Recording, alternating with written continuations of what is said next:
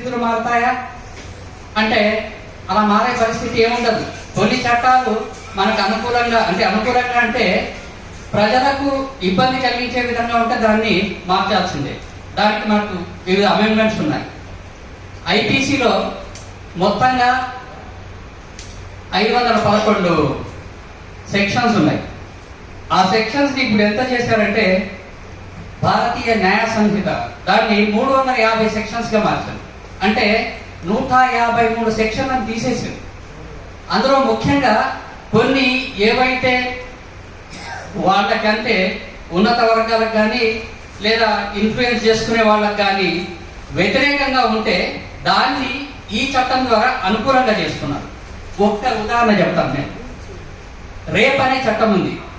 ఐపీసీలో 376, 377 articles వర్తిస్తాయి రేప్కి. అంటే rape అంటే ఏంటి, తర్వాత దానికి శిక్ష ఏంటి. శిక్ష అంటే రేప్కి శిక్ష 7 సంవత్సరాలు. అయితే ఇప్పుడు రేప్ అనేది ఒక చట్టము కాదు, రేప్ చేసినా ఏం కాదు. ఇది మీకు ఆశ్చర్యంగా ఉండవచ్చు. 377కు ప్రతిగా రేప్ అనే చట్టానికి ఏది లేదు. రేప్ అంటే ఇప్పుడు చట్టం నేరం కాదు, రేప్ చేసినా నేరం కాదు. జూన్ 14న ఉత్తరప్రదేశ్ చట్టాన్ని మార్చడం వేశారు. అయితే ఆ శిక్ష అమానుషంగా వేశారు కాబట్టి దానికి మనమంతా ఖండించాల్సిందే. ఆ ఉద్యమాల్లో మనమంతా పార్టిసిపేట్ చేయాల్సిందే.